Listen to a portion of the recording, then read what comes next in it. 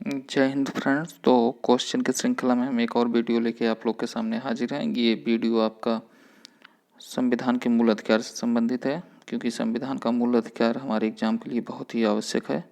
सारे एग्जाम में यहाँ से क्वेश्चन देखने को मिलते हैं। तो चलिए बढ़ते हैं क्वेश्चन तरफ। क्वेश्चन नंबर 1, भारतीय संविधान मान्यता देता है। तो भारतीय संविधान किसका मान्यता देता है? धर्म के आधार पर अल्पसंख्यकों को केवल भाषाई आधार पर अल्पसंख्यकों को, धार्मिक और भाषाई अल्पसंख्यकों को, या उपयुक्त में से कोई नहीं। आप लोग बताइएगा। तो यहाँ पे ऑप्शन बी सही हो जाए, ऑप्शन सी सही हो जाएगा, धर्म और भाषाई अल्पसंख्यकों को। तो हमारा संविधान धर्म और भाषाई के आधार पर अल्पसंख्यकों की मान्यता देता है। ये अनुच्छेद 30 से संबंधित है। और धार्मिक आधार पर, धार्मिक और भाषाई आधार पर ये शिक्षण संस्थान की व्यवस्था कर सकते हैं और वहाँ पे स्वशासन के हिसाब से वहाँ का रूल रेगुलेशन कर सकते हैं। अगले क्वेश्चन की तरफ चलते हैं। क्वेश्चन नंबर 2, 6 वर्ष की आयु से 14 वर्ष की आयु के बीच के बच्चों को शिक्षा का अधिकार है। तो जो 6 वर्ष से 24 वर्ष के बीच में बच्चे हैं, उनके शिक्षा के अधिकार संविधान में कहाँ है? राज्य के नीति निर्देशक सिद्धांत में सम्मिलित है, मूल अधिकार में सम्मिलित है, संवैधानिक अधिकार में सम्मिलित है, उपयुक्त में से किसी में नहीं है। तो देखिएगा ये कहाँ पे है, तो हम बता दे रहे हैं। ऑप्शन बी यहाँ पे सही है। ये मूल अधिकार में है कि 6 वर्ष से लेकर 14 वर्ष के बच्चों को अनिवार्य रूप से शिक्षा दी जाए, और ये उनके गार्जियन की जिम्मेदारी है और ये राज्य की भी जिम्मेदारी है। तो ये कब हुआ था? 86वां संविधान संशोधन 2002 में हुआ, और इसे भाग 3 के अनुच्छेद 21 का में जोड़ा गया कि शिक्षा मूल अधिकार है। और इस अधिनियम को 2009 में संसद में पारित किया गया था। आगे चलते हैं। क्वेश्चन नंबर 3 आप लोग देखिएगा। सारे क्वेश्चन बहुत ही इंपॉर्टेंट हैं और आप लोग वीडियो को लाइक शेयर भी करते रहिएगा, चैनल को सब्सक्राइब भी कर लीजिएगा। भारतीय संविधान में संशोधन करके शिक्षा का अधिकार कब जोड़ा गया? तो वही जो अभी पिछले शिक्षा का अधिकार जोड़ने की बात हुई थी, तो वो कब जोड़ा गया यहाँ पे आप लोग देखिएगा। ऑप्शन ए, 1 अप्रैल 2010 को ये जोड़ा गया कि 6 से लेकर 14 वर्ष के बच्चों के लिए शिक्षा अनिवार्य होगी। अगले क्वेश्चन की तरफ चलते हैं। क्वेश्चन नंबर 4, निम्नलिखित में से कौन सा एक मानव अधिकार भारतीय संविधान के अंतर्गत मौलिक अधिकार भी है? तो क्वेश्चन नंबर 4 में बताइएगा कौन सा वह अधिकार है जो मानव अधिकार के साथ साथ मौलिक अधिकार भी है। सूचना का अधिकार, काम का अधिकार, शिक्षा का अधिकार, मकान का अधिकार। तो ये इसमें आप देखेंगे ऑप्शन सी सही हो जाएगा। शिक्षा का अधिकार जो है ये मानवाधिकार के साथ साथ मौलिक अधिकार भी है, और ये हमारे संविधान के अनुच्छेद 21 के क में वर्णित है। अगले क्वेश्चन की तरफ चलते हैं। क्वेश्चन नंबर 5, निम्नलिखित में से कौन सा एक संविधान राष्ट्रीय आपातकाल तक में भी समाप्त या सीमित नहीं किया जा सकता है? तो कौन सा मूल अधिकार है जो राष्ट्रीय आपातकाल के समय भी सीमित या समाप्त नहीं किया जा सकता है? तो आप लोग बताइएगा क्वेश्चन नंबर 5 में कौन सा ऑप्शन सही होगा। ऑप्शन ए है देश के किसी भी भाग में निवास तथा बसने की व्यवस्था का अधिकार। ऑप्शन बी है व्यक्तिगत स्वतंत्रता तथा जीवन का अधिकार। ऑप्शन सी है वित्तीय उपजीविका की स्वतंत्रता का अधिकार। और ऑप्शन डी उपयुक्त में से कोई नहीं। आप बताइए, अगर राष्ट्र में आपातकाल लगे और कोई वित्तीय और आजीविका की स्वतंत्रता की मांग करने लगे तो ये भी गड़बड़ है, और कोई कहीं भी आने जाने की बात करने लगे तो ये भी गड़बड़ है।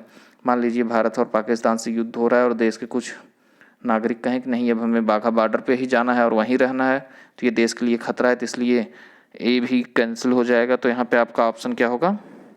ऑप्शन नंबर बी, व्यक्ति की स्वतंत्रता व जीवन का अधिकार, इसे हम किसी भी स्थिति में सीमित या समाप्त नहीं कर सकते हैं राष्ट्रीय आपात के दौरान। अगले क्वेश्चन की तरफ चलते हैं। क्वेश्चन नंबर 6, भारतीय संविधान के अनुच्छेद 25 में प्रयुक्त हिंदू शब्द किसे सम्मिलित नहीं करता है? तो ये 4 धर्म हैं, और अनुच्छेद 25 के हिसाब से हिंदू धर्म में कौन नहीं आता है? बौद्ध, जैन, पारसी, सिख। तो आप जानते होंगे अनुच्छेद 25 में, जो अनुच्छेद 25 है हमारे संविधान का, उसमें बौद्ध भी आते हैं, जैन भी आते हैं, सिख भी आते हैं, लेकिन पारसी नहीं आते हैं। तो यहाँ पे ऑप्शन सी सही हो जाएगा। हिंदू में अनुच्छेद 25 के हिसाब से कौन नहीं आते? तो पारसी नहीं आते हैं। बाकी जैन, बौद्ध और सिख ये सब अनुच्छेद 25 के अनुसार हिंदू धर्म में ही आते हैं। अगले क्वेश्चन की तरफ चलते हैं। क्वेश्चन नंबर 7, किसी भी अपराध के अभियुक्त को स्वयं अपने विरुद्ध गवाह बनने के लिए बाध्य नहीं किया जा सकता है। भारतीय संविधान के किस अनुच्छेद में यह प्रावधान किया गया है? तो जैसे कोई अपराध किया और पता चला, पुलिस उसे पकड़े और उसी को पीटे और बोले कि आप अपना कोर्ट में जाके अपना अपराध स्वीकार कर लीजिए, तो हो सकता है कई बार ये चीज़ गलत भी हो जाए, वो अपराध ही न किया हो, फिर भी पुलिस उसे पीट के या डरा धमका के ज़बरदस्ती उसे अपराध को स्वीकार करवा ले। तो इसलिए संविधान में बताया गया है कि कोई भी व्यक्ति जो अपराध किया है अगर वह स्वीकार करेगा तो उसे हम नहीं मानेंगे। ये कहाँ कहा गया है? तो अनुच्छेद 20 के 3 में कहा गया है। जबकि अनुच्छेद 21 आप जानते हैं ये हमारे जीवन के स्वतंत्रता से संबंधित है। अनुच्छेद 14 ये मूल अधिकार से है ही नहीं। अनुच्छेद 22 भी आप लोग जानते हैं। चलिए अगले क्वेश्चन की तरफ चलते हैं। क्वेश्चन नंबर 8, भारतीय संविधान के किस अनुच्छेद में विधि की सम्यक प्रक्रिया के सिद्धांत को शामिल किया गया है? तो ये देखिएगा, ये क्वेश्चन बहुत ही इंपॉर्टेंट है। क्वेश्चन नंबर 8 विधि की बात है, इसमें कौन सा ऑप्शन सही हो जाएगा बताइएगा आप लोग। अनुच्छेद 21 जो कि ऑप्शन सी है, इसमें विधि द्वारा विधित प्रक्रिया को सम्यक की बात की गई है। चलिए अगले क्वेश्चन की तरफ चलते हैं। क्वेश्चन नंबर 9, बंदी बनाए गए व्यक्ति को मौलिक अधिकार की रक्षा किस अनुच्छेद में प्रदत्त है? अगर किसी व्यक्ति को बंदी बनाया जाता है तो उसे किस अनुच्छेद के तहत उसकी रक्षा की जाएगी? या गिरफ्तारी के विरोध में ये बात कही गई है, गिरफ्तारी से संबंधित है। यूपीएसआई के लिए मोस्ट इंपॉर्टेंट क्वेश्चन है ये, आप लोग देखिएगा। यहाँ पे ऑप्शन नंबर डी सही हो जाएगा। अनुच्छेद 22 में यह बात कही गई है। अगले क्वेश्चन तरफ चलते हैं। क्वेश्चन नंबर 10, बंदी प्रत्यक्षीकरण अधिनियम के अंतर्गत एक व्यक्ति बिना मुकदमा चलाए बंद किया जा सकता है।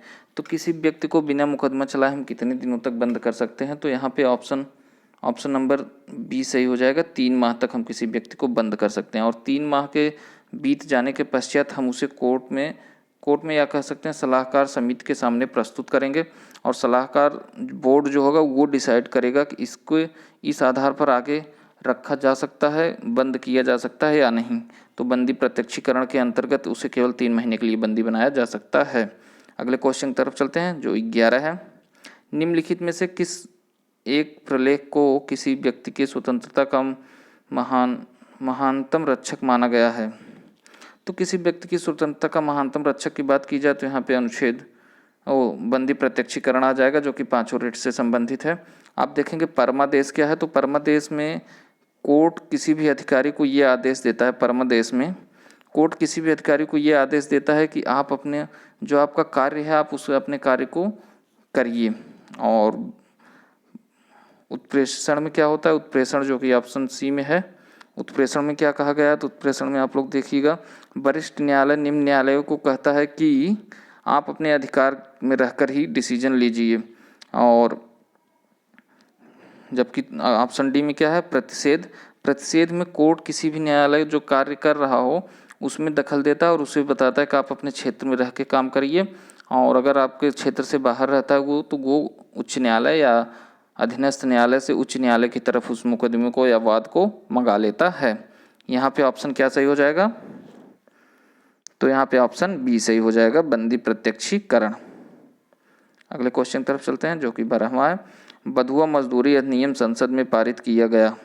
ये बंधुआ मजदूरी अधिनियम संसद में कब पारित किया गया? तो 1976, ऑप्शन बी सही हो, 1976 में पारित किया गया।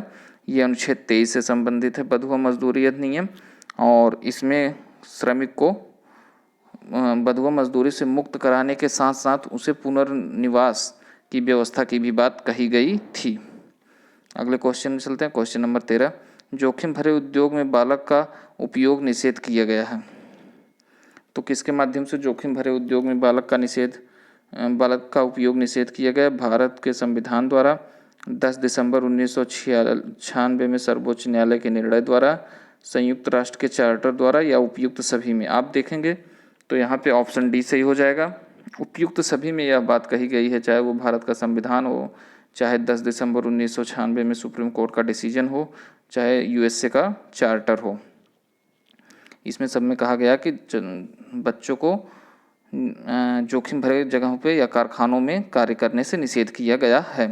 और ये जो दिसंबर में से पहले भी मामला जो हुआ था, ये मामला हुआ था कि एमसी मेहताबाद बनाम तमिलनाडु राज्य में 1997 में ये हुआ था, उसमें भी ये बात को निषेध किया गया था और ये अनुच्छेद 24 से संबंधित है। आगे चलते हैं क्वेश्चन नंबर 14 की तरफ। सेवा के अधिकार की अवधारणा प्रारंभ हुई थी। सेवा के अधिकार की अवधारणा कहाँ से प्रारंभ हुई थी, तो आप लोग बताइएगा। ये आपका ऑप्शन डी सही हो जाएगा। सेवा के अवधारणा से संबंधित ऑप्शन ग्रेट ब्रिटेन से शुरू हुआ था कि सेवा की अवधारणा 1991 में ग्रेट ब्रिटेन ने ये प्रावधान किया था सेवा की अवधारणा संबंधित। अगले क्वेश्चन की तरफ चलते हैं। Question number 15। भारतीय संविधान का कौन सा अनुच्छेद दोष सिद्ध के संबंध में अभियुक्ति को दोहरा दंड एवं शासन के संरक्षण प्रदान करता है? तो इसमें देखिएगा दोहरा दंड संबंधित जो प्रावधान है वो किससे संबंधित है, तो यहाँ पे अनुच्छेद 20। अनुच्छेद 20 में ये कहा गया कि किसी भी व्यक्ति को, एक ही व्यक्ति को दो बार, एक अगर उसने दो घटना उसके साथ दो गलती उसने की है या फिर दो सजा उसको दी जानी है, तो दोनों सजाएं अलग अलग समय पर न दे जाके एक साथ दी जानी चाहिए। तो यही बात की गई है, या ये कह सकते हैं कि एक ही गलती के लिए उसे दो बार सजा नहीं दिया जाना चाहिए। ये कहना ज़्यादा बेटर होगा कि अगर किसी व्यक्ति ने एक ही गलती की है तो उसे दो बार सजा नहीं दिया जा सकता है। तो अनुच्छेद 15 का, क्वेश्चन नंबर 15 का अनुच्छेद 20 सही होगा। फ्रेंड्स, तो आज का वीडियो यहीं समाप्त होता है। हम आपसे रिक्वेस्ट करते हैं कि चैनल को शेयर करें, ज़्यादा से ज़्यादा शेयर करें और चैनल को सब्सक्राइब करें, वीडियो को लाइक करें और वीडियो को पूरा लास्ट तक देखें। धन्यवाद।